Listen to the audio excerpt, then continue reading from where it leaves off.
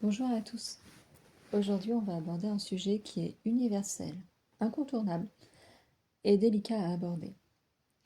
Parce que dans le monde de la spiritualité et du développement personnel, je remarque souvent une chose. On joue, parfois un peu trop, sur la corde sensible de la dépendance affective, pour vendre, pour appâter, pour garder les gens dans une forme d'attente ou de vide. Et ça me dérange. Beaucoup. L'amour, on le vit souvent comme une aliénation.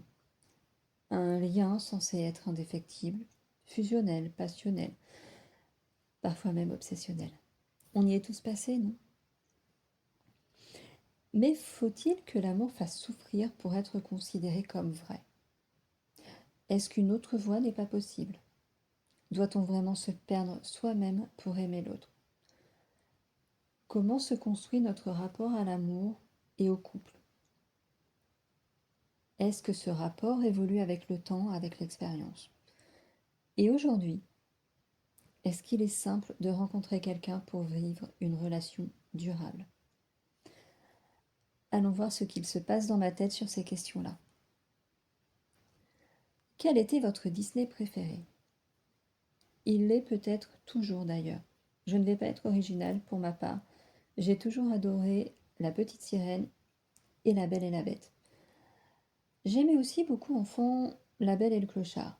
Mais bref. Vous comme moi, on a été éduqués avec Disney et ou globalement avec des dessins animés remplis de très bonnes intentions, mais surtout de très gros clichés.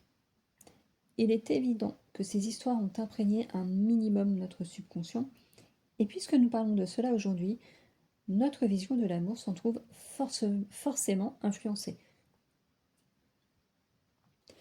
Les dessins animés de notre enfance nous ont montré un amour qui naît au premier regard, un amour instantané, réciproque le plus souvent.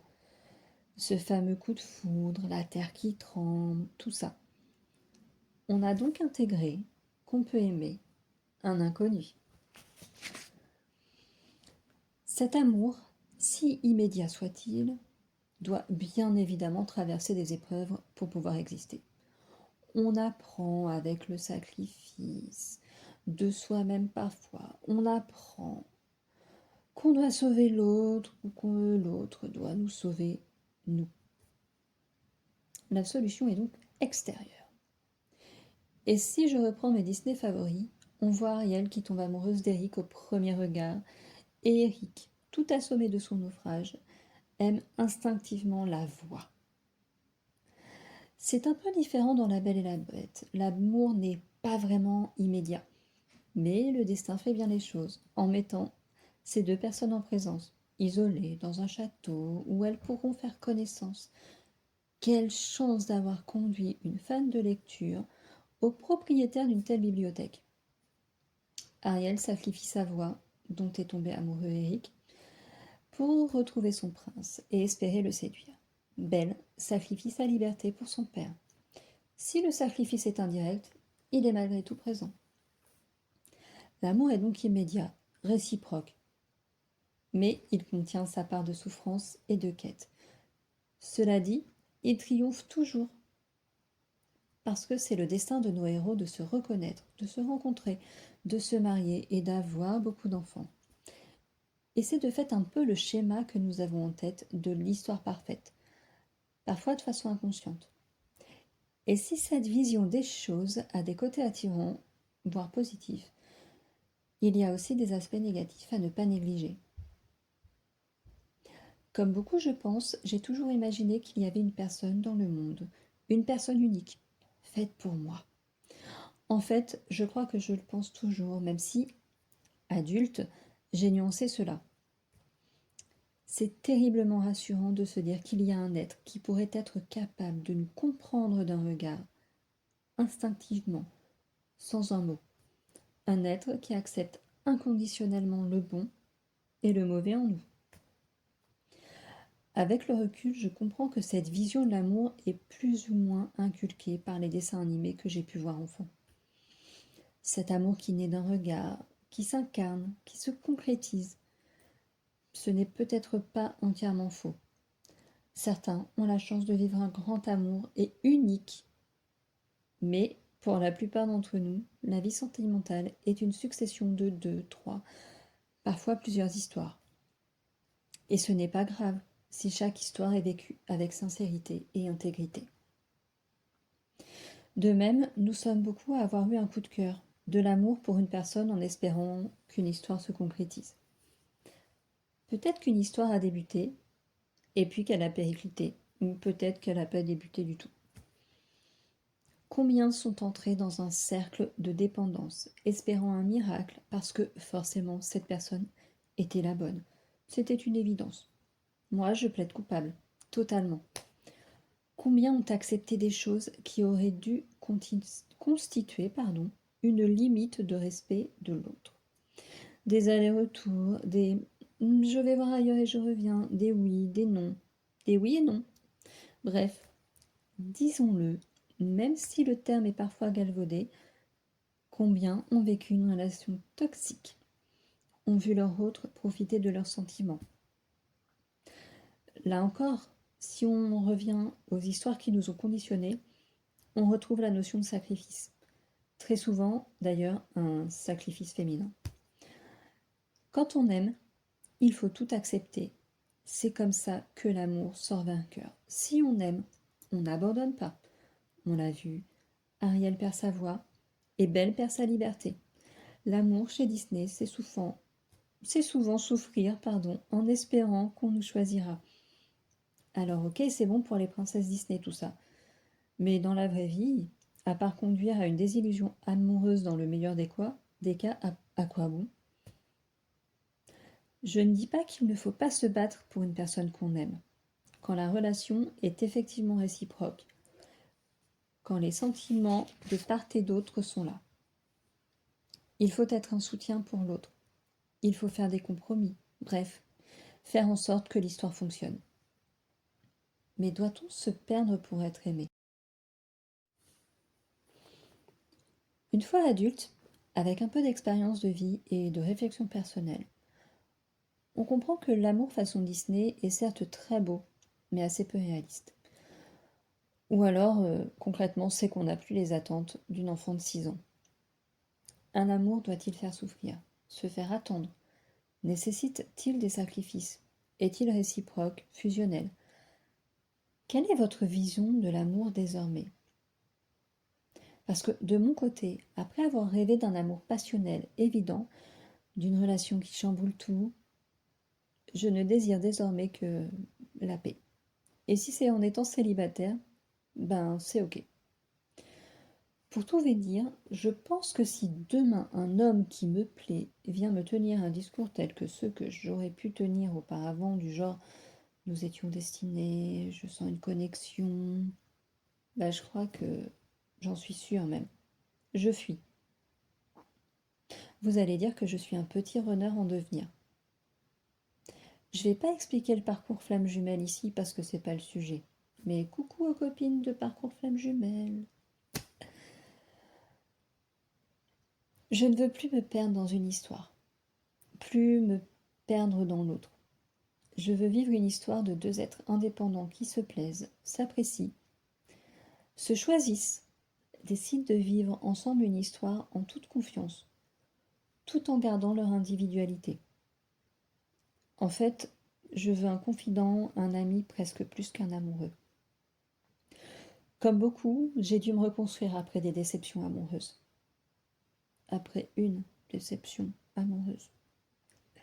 Et souvent, cette reconstruction se fait en solitaire, car l'entourage ne comprend pas. Le fameux un de perdu, 10 de retrouvé, ou encore mais ça n'a pas duré, ne te mets pas dans cet état.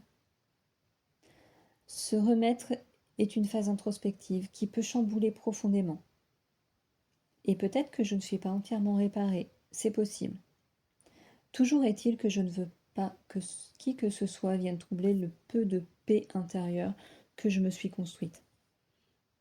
Alors, si c'était ça, un amour équilibré, rester soi complètement et permettre à l'autre de rester lui aussi, mieux encore, se permettre de grandir mutuellement en confiance.